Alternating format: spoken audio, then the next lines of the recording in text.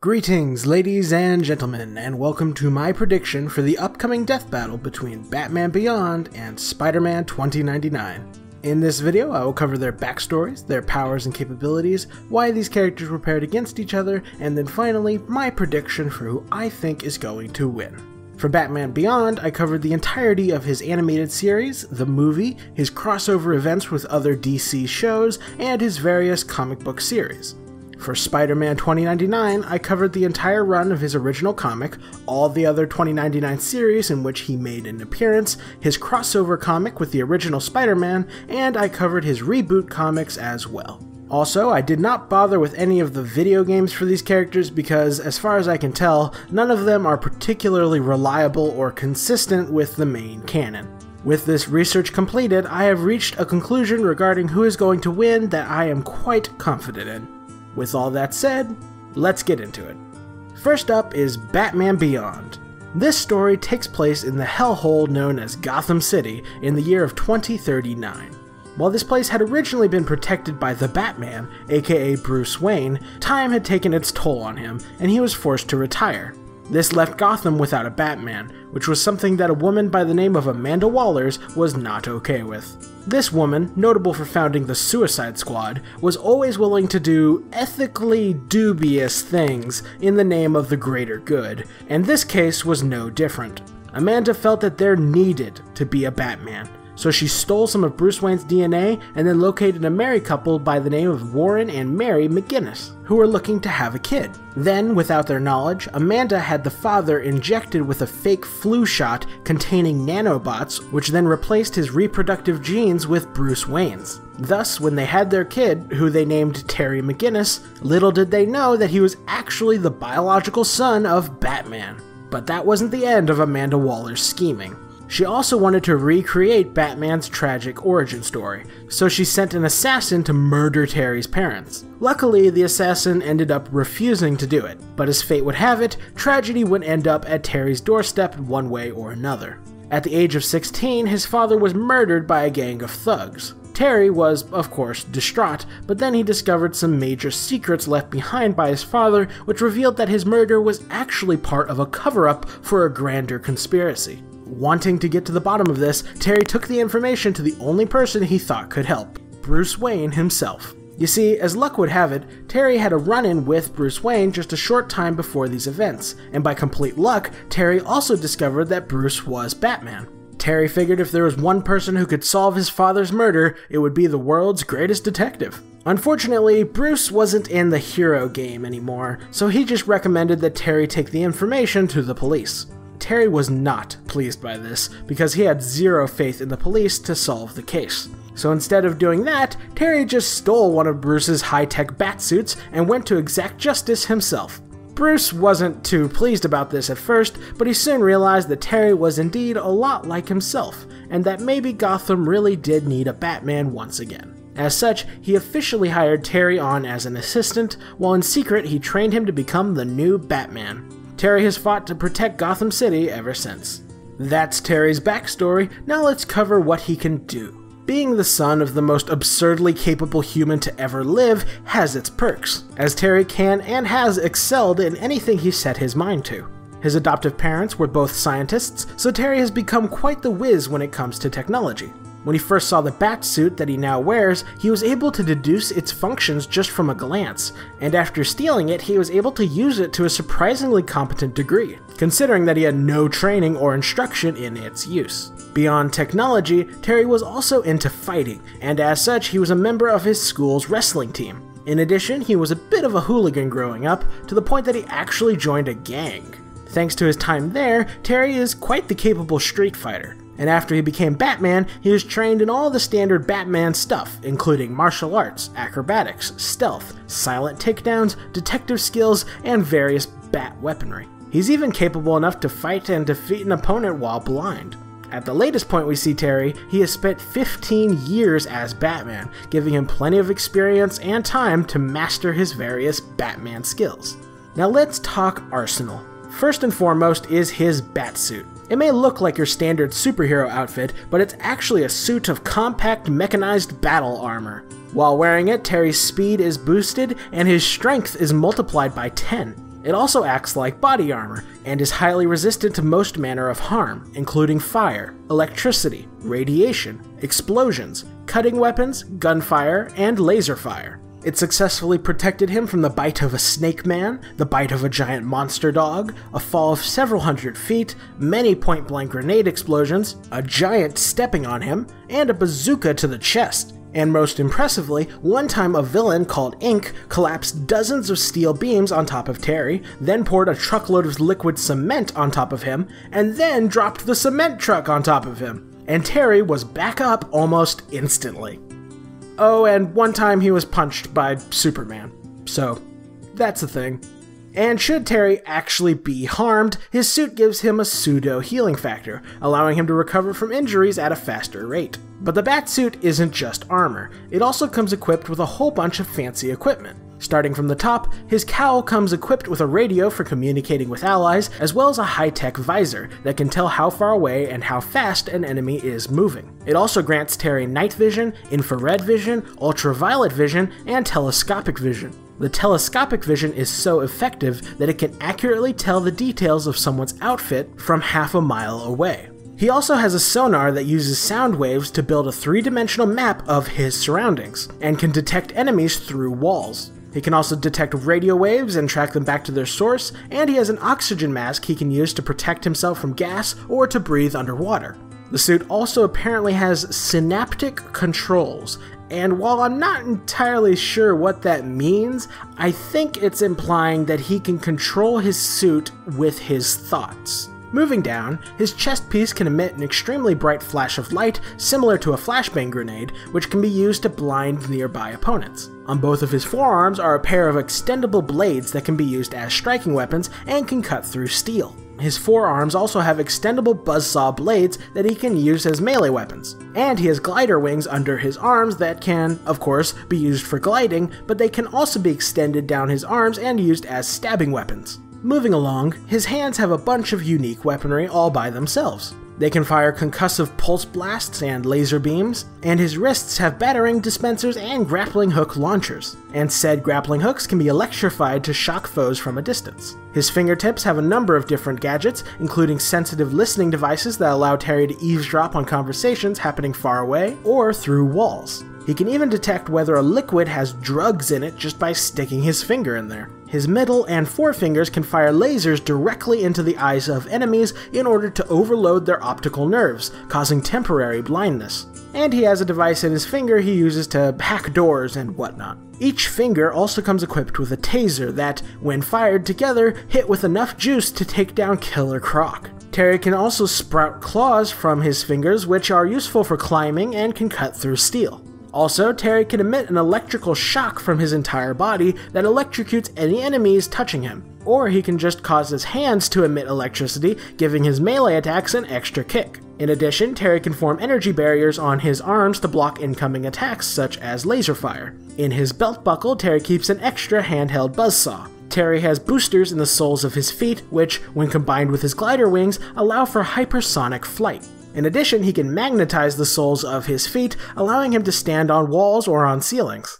Terry's suit can also straight up turn invisible. Without special equipment or superhuman vision, it's impossible to see Terry with normal human eyesight. In addition, Terry can create holograms that can be projected to other parts of the battlefield in order to trick enemies, or it can be projected over Terry's body in order to make him look like other people. Another random feature of the Batsuit is that Terry can heat the suit to 4,000 degrees Fahrenheit in order to burn enemies or break free from ice. It's also worth mentioning that Terry is equipped with an AI that helps him in combat by managing his suit, analyzing his opponents, and providing tactical advice. The original AI was fashioned after Alfred Pennyworth, the old family butler, but after upgrading to his new suit, Terry got a much more bloodthirsty AI.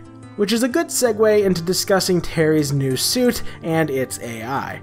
I've already covered most of its capabilities, but there's one unique feature that deserves emphasis. Specifically, this Batsuit acts a lot like Guts' Berserker armor from Berserk, in that it blocks pain, encourages violent strategies, and will force Terry to keep fighting until the battle is done. You see, Terry's batsuits are capable of moving and fighting all on their own, which means that even if Terry's body is broken or he's knocked unconscious, the AI will just take over the suit and continue the battle on its own. And should the AI take over, it bodes poorly for Terry's enemies because, unlike Terry, the AI is completely willing to murder them. So, that's a neat feature. To quickly go through the rest of Terry's arsenal, he has tear gas, knockout gas, smoke bombs, tranquilizer darts, lockpicks, hacking devices, tracking devices, bolas, flashbang grenades, fire extinguishing pills, explosive charges, a Geiger counter, and of course, batarangs. The standard batarang is sharp enough to cut through small amounts of metal, and Terry has several different types of batarang, including electric, smoke, and grenade. A single one of these explosive batarangs was able to destroy this fairly large block of what appears to be concrete. Now let's talk stats. Starting with strength, Terry is in peak physical condition. Sadly, we were never given a super convenient scene of him bench pressing a specific amount of weight at the gym, so we're gonna have to make some deductions about how strong he is. Now, Bruce Wayne at his prime could bench press 1,000 pounds, and I would argue that Terry is likely capable of the same amount. Here's my reasoning. First off, at the latest point we see Terry as Batman, he is almost 30 years old, at which point he has reached his full physical potential. Secondly, at this point, Terry has been training and fighting as Batman for 15 years. And thirdly, Terry is Bruce Wayne's son. I think those three factors combined together make a pretty decent argument for Terry being able to bench 1,000 pounds. Also, I have a bad habit of showing characters as weaker than they really are, so I'm gonna stick with 1,000 pounds because I think it's a reasonable maximum potential for Terry. Combine that with his suit, which multiplies his strength by 10, and he can likely bench 10,000 pounds. That's enough to bench a school bus. Moving on to speed, Terry is extremely athletic and acrobatic, giving him superb speed and agility. And his suit boosts his speed even higher. Exactly how fast he is on the ground is hard to say, but how fast he is in the air is much more measurable. With his suit, he has flown fast enough to outrace explosions on multiple occasions, which can require speeds over Mach 5. But his most impressive speed feat comes from a recent comic. Basically, some bad guys had launched some ICBMs, or Intercontinental Ballistic Missiles. Yet despite them having a head start, Terry was able to catch up to them and destroy them. Now, this is impressive for two different reasons. First off, ICBMs typically travel through the farthest reaches of Earth's atmosphere, even touching outer space. So the fact that Terry's suit can even fly that high is pretty crazy. But more impressive is the fact that he was able to outrace ICBMs, because these things are wicked fast. Many of the ICBMs employed by the United States can reach speeds exceeding 15,000 miles per hour. That's nearly 20 times the speed of sound, and Terry would have had to have been moving faster than that. Next is durability. Although I've already covered what Terry has tanked, I'll go ahead and summarize it here. Terry has tanked all of these things, he is provided a minor healing factor by his suit, and he is given a sort of pseudo-durability via his suit forcing him to continue fighting even after his body has collapsed. In terms of skill and experience, again, we've already pretty much covered this, but the most important parts are that Terry has several years of experience as a hoodlum and 15 years of experience as Batman, which makes him quite capable in stealth, silent takedowns, martial arts, wrestling, street fighting, and his various bat weaponry. In terms of intelligence, Terry is certainly above average, and in combat he can be quite cunning, utilizing his vast arsenal as well as his surroundings in order to defeat his foes. All that said, Terry still has some weaknesses. First off, underneath that suit, he is still only human, and anything that can get through that suit can quite easily kill him. And the suit is not invincible. It may be resistant to most forms of harm, but it is not immune to any form of harm. Which means that with enough raw power, anything, be it radiation, explosions, or whatever, can destroy the suit. The most notable physical vulnerability in the suit is to electricity. Electrical attacks have always wreaked havoc with Terry's suit, which makes fighting much more difficult. In fact, in one instance, Terry actually died via electrocution. In battle, Terry is very much a close-range fighter, and while he does have some mid-range options, he has nothing in terms of long-range combat, which is something that could be exploited. And while he is getting trained by the original Batman, Terry is not Bruce. Terry is nowhere near as intelligent, skilled, or knowledgeable as him. And while Terry has completed high school and college, there are definitive holes in his education due to him moonlighting as Batman.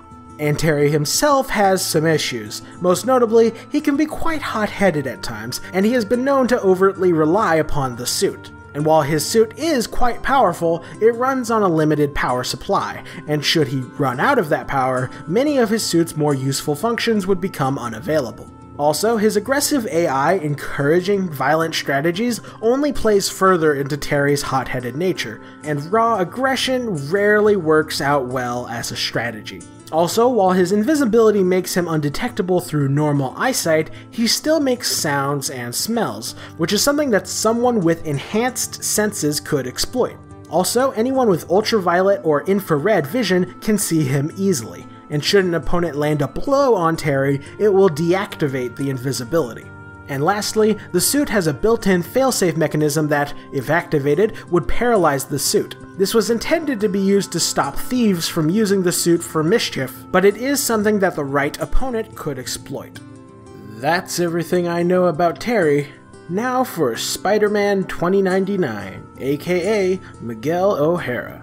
In the year of 2099, megacorporations rule the world. If this sounds familiar, it should. It's evil Walmart all over again. The corporation controlling the United States is called Alchemax, and it is controlled by its evil CEO, Tyler Stone. And one of Alchemax's best scientists was none other than Miguel OHara. Miguel's life had been predetermined at a very young age because he was a genius. As such, Tyler Stone arranged for Miguel to be given the best education that money could buy in return for Miguel coming to work at Alchemax. Tyler did this partially because Alchemax always wants more talent, but Tyler also did it because he was secretly Miguel's father, although Miguel would not discover this for many years. Miguel finished his education and specialized in biology, specifically genetics, and his main project at Alchemax was building a machine that could rewrite a person's DNA with animal DNA. And a smaller pet project of Miguel's was figuring out how to replicate the powers of the legendary Spider-Man by combining a person's DNA with spider DNA. But none of this was ready for human testing, so when his boss forced him to try his machine on a human, Miguel decided to quit his job at Alchemax. But before he could, Tyler Stone revealed that he had exposed Miguel to a drug called Rapture, which binds itself to the consumer's genetic structure, forcing them to be forever dependent on the drug. And should Miguel ever stop consuming Rapture, he would die. And the only company that legally produced Rapture was, you guessed it, Alchemax. So if Miguel wanted to stay alive, he would have to keep working for Tyler Stone. Now, Miguel was not cool with the whole enslavement thing, so he decided to try and use his DNA machine to reset his genetic structure to what it was before he was exposed to Rapture. Unfortunately, unbeknownst to Miguel, a jealous co-worker had sabotaged his equipment, so instead of just curing his Rapture, the machine rewrote half of his DNA with spider DNA. Good news was, he was cured of Rapture. Bad news was that he was now a freaky Spider-Man. After fleeing the scene of the accident with the help of a Thor cosplayer, Miguel realized just how evil Alchemax really was. As such, he decided to use his newfound spider powers to fight against them. So he donned a Day of the Dead costume he had lying around and announced himself to the world as Spider-Man. Now this is where his story gets a tad complicated. You see, in the original timeline, Miguel ended up as the head of Alchemax and led humanity into a golden age. He lived for 1,000 years thanks to the miracle of future medicine, and he was even deemed worthy to wield Mjolnir. Unfortunately, the entire timeline got rewritten thanks to some time travel shenanigans. You see, something happened in the past, and that was causing the future of 2099 to fall apart. To stop this, Miguel traveled back in time to the modern day of superheroes in order to save the future. And while he did successfully do that, he ended up stuck in the present for a little while. Good news is, he got a bunch of new equipment during his stay before he successfully went back to the future. And for now, that is where Miguel's story ends. That's enough backstory, now let's talk about what he can do. First, let's cover his superpowers. Being half spider comes with a lot of perks. He now has superhuman strength, speed, agility, reflexes, durability, and enhanced senses. But he also got a bunch of weird spider powers. Starting from the top, he has, and I quote, accelerated vision. This allows him to see in the dark, underwater, and gives him telescopic vision, which lets him see things that are far away. But more importantly, his accelerated vision helps him avoid incoming attacks. You see, unlike the original Spider-Man, Miguel does not have a spider sense, but his accelerated vision makes for a pretty decent substitute. By combining it with his superhuman agility and reflexes, Miguel can matrix his way through bullets, provided that he can see the shooter. The impression I'm given is that Miguel can use his accelerated vision to predict the paths of the bullets will travel, and then simply move his body out of the way. Doing this, he has managed to dodge gunfire and laser fire from a dozen enemies simultaneously. His next spider power is that he has natural web shooters built into his arms, which fire organic webbing. He uses this web for standard Spider-Man stuff, like web slinging and tying up foes. Next up, he has natural talons in his fingers and toes, which are sharp enough to cut through steel. He primarily uses these to crawl on walls and add an extra bite to his melee attacks. Speaking of which, Miguel has spider fangs that produce venom. This venom is not deadly, but it does paralyze foes almost instantly. And last but not least, he has a minor healing factor that allows him to recover from injuries, poisons, and toxins a fair bit quicker than a regular human. That's it for powers, now let's talk arsenal. Miguel's original outfit was literally just a Day of the Dead costume, but it turned out to be pretty good body armor thanks to it being made of UMF, or Unstable Molecules Fabric. This material was originally created by Reed Richards to create the costumes of the Fantastic Four. It could stretch as far as Mr. Fantastic, and it could endure the flames of Johnny Blaze. But later on, Peter Parker gifted Miguel a drastically upgraded suit, which is made out of a combination of UMF and Kevlar. This suit is far more durable, to the point that Miguel says it would take a howitzer artillery gun to penetrate it. Both suits were highly resistant to most manner of harm, including fire, electricity, explosions, cutting weapons, gunfire, and laser fire. It successfully protected him from the bite of this bug lady, Future Venom's acid, a fall of several hundred feet, many point-blank explosions, Future Punisher repeatedly bashing his head with a baseball bat, and a building collapsing on top of him. Oh, and one time he was viciously assaulted by an evil Future Hulk.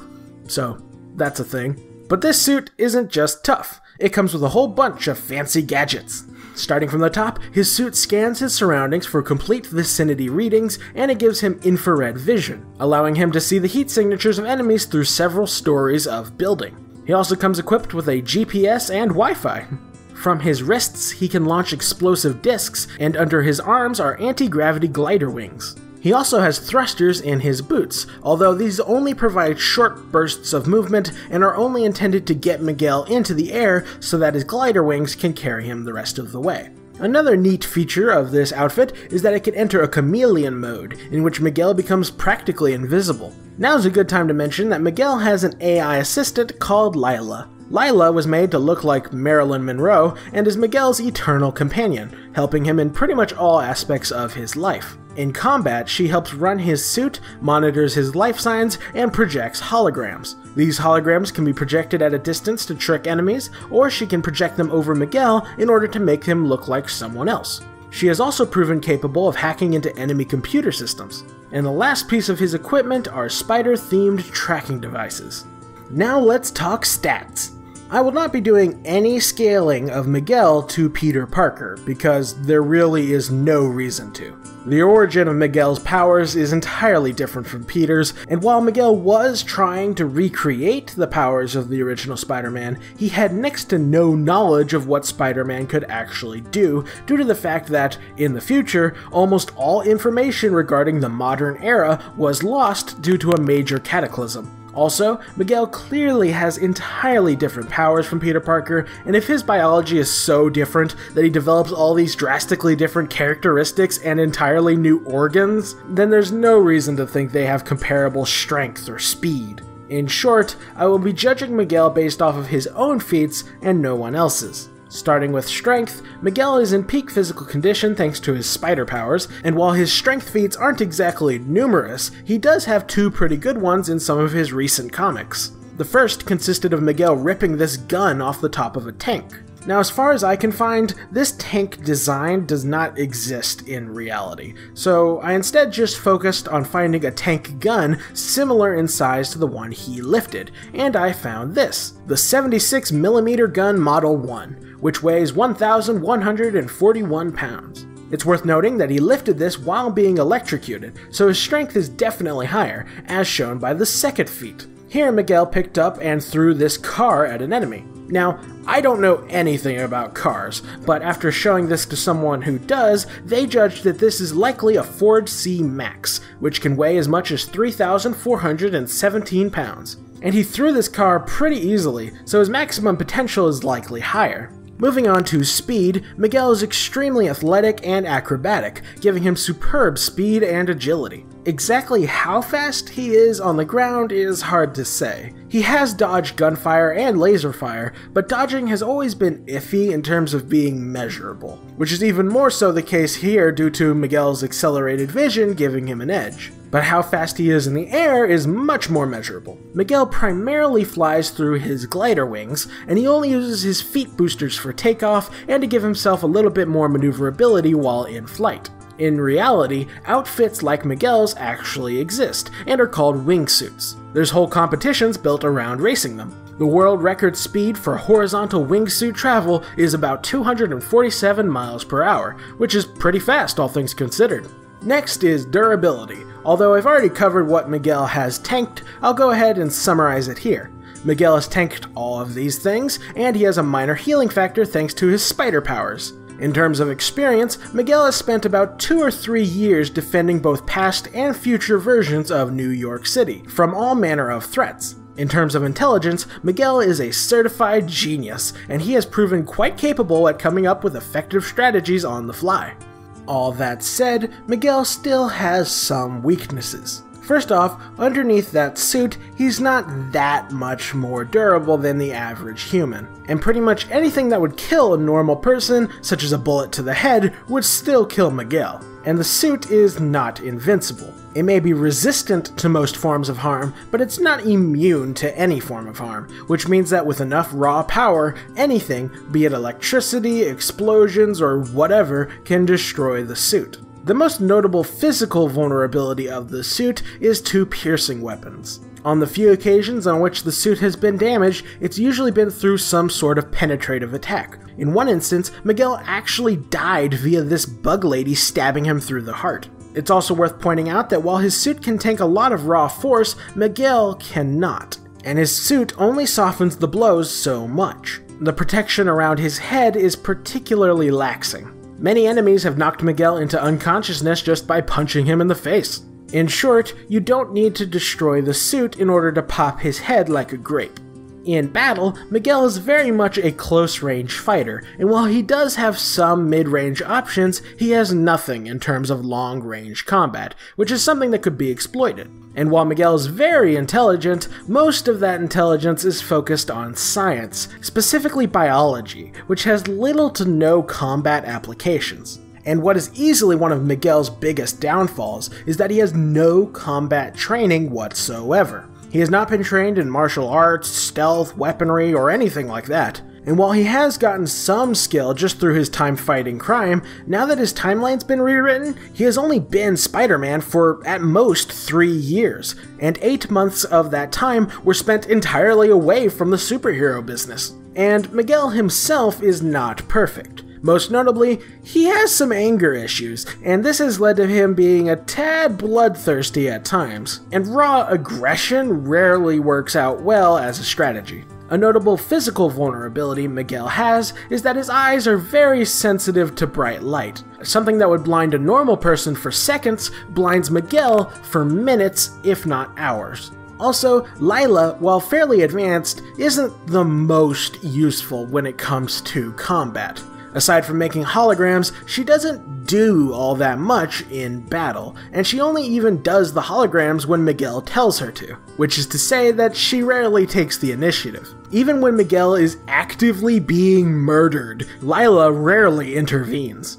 There are limits to what Miguel can cut through with his talons, there are limits to how many projectiles he can dodge, and his overall ability to maneuver while mid-air is limited. And lastly, while Miguel's camouflage makes him almost invisible, he can still be seen by anyone paying attention, and anyone with infrared vision can see him easily. And that's pretty much everything I know about these characters. Before I get to my prediction, here's all the reasons and similarities that justify this matchup. DC versus Marvel.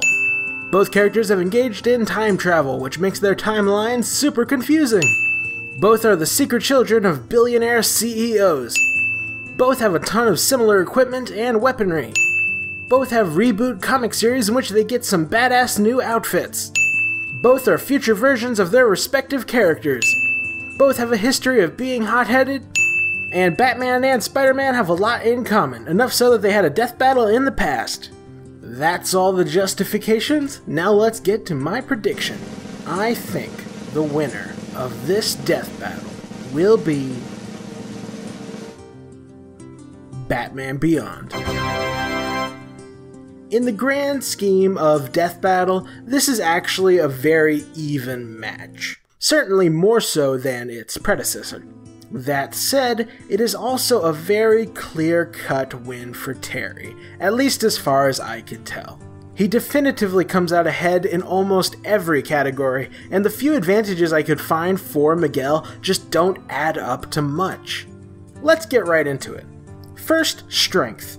Miguel's best feat has him lifting and throwing a car weighing 3,417 pounds, whereas Terry has strength around 10,000 pounds, nearly 3 times as much. But for the sake of argument, let's say you don't buy my theory that Terry's strength is at that level. Fine, I can still prove that Terry is stronger. At one point, Miguel went up against this dominatrix chick who was wearing a chassis that multiplied her physical capabilities by 5, and in a direct contest of strength, she was easily able to match and surpass Miguel. This shows that Miguel's maximum potential strength is only 5 times that of a human. And since Terry's suit multiplies his strength by 10, we know Terry is at least twice as strong. Moving on to speed, we'll go ahead and divide this into ground travel and aerial travel. In terms of ground travel, they are pretty much dead even. They both have enhanced speed, but it's unclear by how much. As in, if they were to have a race, it's pretty much impossible to tell who would win. In terms of agility, the edge goes to Miguel. While they are both very acrobatic, Miguel has matrixed his way through bullets, which is more impressive than anything Terry has done. That said, when it comes to reaction speed, Terry wins by a landslide. At one point, Miguel was fighting a cyborg that was analyzing him as they fought, and it found that Miguel could react to attacks in 1/8 of a second. Now, while that is twice the speed of an average human, it's actually not that fast when compared to a professional. A trained human eye can react to events in 1/220th of a second, and Terry definitely qualifies as trained. This shows that Terry's reaction speeds are over 27 times greater than Miguel's. In terms of aerial travel, Terry dominates through and through.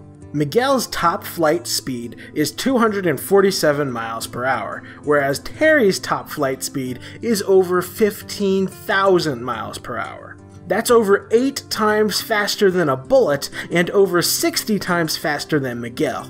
In short, while Miguel can hold his own on the ground and he has a small edge in agility, Terry annihilates in both reaction speeds and aerial speeds. In terms of durability, they're actually quite even. Both have suits that are resistant to most forms of harm, and they both have tanked hits from some ridiculously powerful enemies. They even both have a minor healing factor. But the fact that Terry's suit will continue the fight, even if Terry is broken or knocked unconscious, gives him the advantage. While this isn't technically durability, in the context of Death Battle, durability is really just a character's ability to take a hit and keep on fighting, and that's exactly what this ability does for Terry. Even if he's taken down on the inside, his body will continue fighting, which is not something that Miguel can do. I'd also like to discuss their main physical weaknesses, specifically Terry's vulnerability to electricity and Miguel's vulnerability to bright light. Now, right off the bat, Terry's weakness is a much smaller deal than Miguel's, because if Terry gets shocked, he can recover and continue the fight, whereas if Miguel gets blinded, he isn't recovering from that anytime soon. As for whether they can actually exploit each other's weaknesses, Terry definitely could, since he has 3 separate means of blinding his opponents. By contrast, Miguel has no practical means of exploiting Terry's vulnerability to electricity. As such, thanks to Terry's ability to fight while unconscious and his less exploitable weakness, he takes the edge in durability. In terms of arsenal, I'm going to go in depth here. So first, let's dismiss the equipment and abilities that cancel each other out or aren't really comparable. Both can create holograms and turn invisible, but those abilities are cancelled out because they both have access to infrared vision. They also both have night vision and telescopic vision. They also both have AIs that assist them in battle, but I won't bother trying to compare them because there are just too many unknowns regarding what they are capable of and how they compare to each other. Terry's bolas and Miguel's webs cancel each other out within the context of tying each other up. Miguel would likely break free of Terry's bolas, and even if he couldn't, Miguel's talons have allowed him to escape similar bindings before. And Miguel's webs wouldn't prove very effective at binding Terry either. Terry is almost certainly strong enough to rip through the webs, and even if he isn't, he's covered from head to toe in blades. Or he could just burn his way through the webs by heating his suit to 4,000 degrees Fahrenheit. Miguel's webs were once instantly incinerated when they contacted lava, and lava only burns at 2,200 degrees Fahrenheit, so it's certain that Terry could burn through them as well. Both Miguel and Terry can completely scan their surroundings, and both have access to tracking devices. Now let's look at their pieces of comparable equipment, starting with Terry's explosive batarangs and Miguel's explosive spider discs. One of Terry's batarangs was able to blast this rather large stone pillar, whereas it took all of Miguel's explosives to blow this hole in the ground. While I simply do not have the chops necessary to calculate this myself, we can make some simple deductions here. The size of the block and the size of the hole are similar, but I'm fairly certain it's more difficult to blow up stone than it is to blow up dirt. Furthermore, Terry accomplished his feat with 1 explosive, whereas Miguel accomplished his feat with all of his explosives. So I'm fairly certain this shows that Terry's explosives are superior. Also, I think the rock Terry blew up was actually a slice of a concrete pillar, and if Death Battle has taught me anything, it's that concrete pillars are OP as all get out. The second weapon that these characters have that are comparable are Terry's claws and Miguel's talons. Both of these are used for climbing and can cut through steel, but only Miguel has them on his feet as well as his hands, so he has the edge there. And lastly, let's compare Terry's knockout gas to Miguel's venomous bite. Terry's knockout gas works almost instantly, and since Miguel does not come equipped with a gas mask, it should be decently effective against him. Miguel may be able to bounce back from the gas faster than a normal person, but he's still affected by it in the first place. By contrast, it is incredibly unlikely that Miguel's fangs could penetrate Terry's suit, and even if it did, paralyzing Terry isn't going to do much when his suit can fight on its own. So, Terry's knockout gas is superior to Miguel's venom. Now let's cover all of the weapons that Terry has that Miguel has zero answer to. Terry has smoke bombs, tear gas, ultraviolet vision, an oxygen mask, flashbang grenades, a chest-mounted flashbang, blinding lasers, attack lasers, forearm blades, buzzsaw blades, glider blades, pulse blasts, eavesdropping equipment, finger tasers, a full-body taser, shock gloves, energy barriers, tranquilizer darts, hacking devices, fire extinguishing pills, and electric batarangs. And while not all of these are going to be supremely useful, they are still all options that Terry has that Miguel does not. In short, Terry's arsenal is larger and more versatile than Miguel's, and the majority of Miguel's arsenal is either inferior to Terry's or barely on par. As such, when we summarize their primary characteristics, we see that Terry comes out ahead in strength, speed, durability, and arsenal, which is enough to give him the win by itself. But just for the sake of it, let's look at their secondary characteristics. When it comes to skill, Terry may not be the best of the best when it comes to fighting, but he is being trained by the best. By contrast, Miguel has zero combat training whatsoever, making it quite clear that Terry takes this category. In terms of stamina, they're pretty much even. Neither one has any notable stamina feats worth discussing. In terms of intelligence, Miguel is a blatant genius, while Terry is only above average. That said, much of Miguel's intelligence is exclusive to science, rather than combat, whereas Terry has been focused on fighting for most of his life. I guess you could say it's a matter of book smarts versus street smarts. And in the context of a death battle, knowing the ins and outs of combat is much more useful than knowing the ins and outs of biology. So while Miguel may technically have the edge in intelligence, it's an advantage that means very little in terms of a death battle. Next is versatility, in which Terry is blatantly superior. His superior skill, experience, and vastly larger arsenal definitively give him the advantage in this category.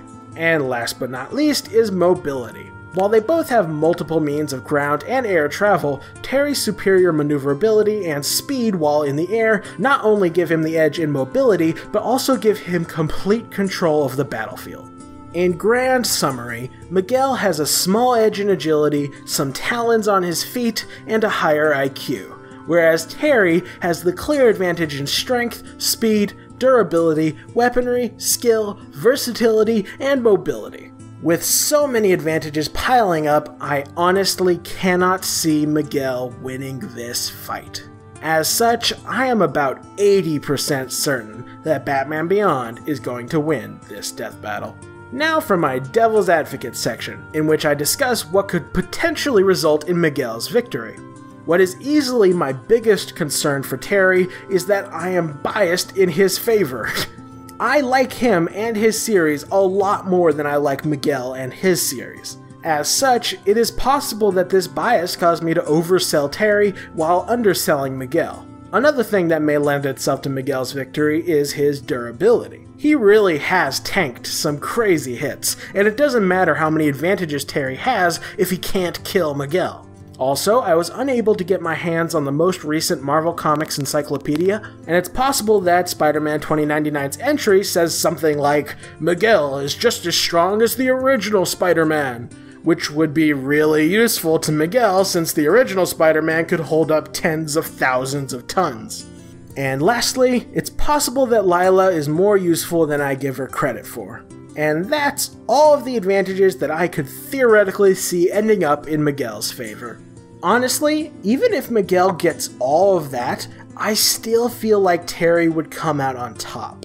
I just don't think Miguel's equipped to take Terry down. I could be totally wrong. Bias has the ability to make things seem true that are utterly false. But as it stands, I would be legitimately shocked if Miguel won this death battle. That's it for my prediction, which means we've reached the end of the video. I really enjoyed watching Batman Beyond. It is a surprisingly good action series, and it was also able to consistently make me laugh. Terry's one-liners never went the way I thought they would, and they always cracked me up. If you like Batman, ass-kicking, and some hilarious one-liners, then I highly recommend Batman Beyond. Before I sign out, here are my 2 guesses at the ending pun of this death battle. Batman's victory was beyond a shadow of a doubt. Or, Batman was beyond Spider-Man. Like if you enjoyed the video, comment if you got something to say, subscribe if you want to see more, and as always, have a fantastic day.